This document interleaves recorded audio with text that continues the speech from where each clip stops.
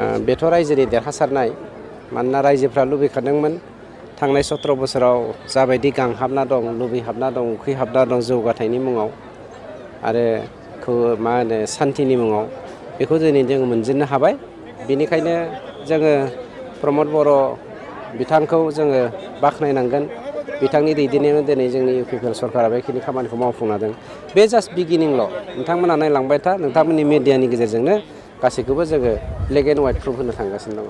सार chief सारा बुंदोंदि अनलाइनानै जाग्रा जौ फाननानै जाग्रा थाखाय मोनसे सुबिदा होनाय खामानि बिनि खेथ्रआव माबायदि बेथ' जोंनि मेनिफेस्ट'आवनो दंखायोमोन। गतिके साफ्रोमबो मानसियानो थांना थानायनि राहा लामाखौ मोनगोन बे सिय'र। दिनै जे सनाम वांचुकखौ लानानै मोनसे फरायसाफोरजों सावरायलायनाय मोनसे मटिभेसन प्रग्राम बिनि खेथ्रआव माबायदि जागोन? मानि सायाव? सनाम वांचुकजों चिफ सारजों मोनसे फरायसाफोरखौ लानानै मोनसे सावरायनाय जागोन। क्वालिटि इडुकेसन जोङो माबायदि लाबोनो हागोन? भेरि कुइकलि थांनाय 17 बोसोराव गोग्लैसोनायखौ जों माबोरै बोखांनो हागोन बिनि सोमोन्दैनो बिथाङा दिनै जोंनि गेजेरावहाय मोनसे मा होनगोन जोंखौ मोनसे मडेल हिसाबै माबायदि मावलांनांगौ बेखौ जों फोरमायलांगोन।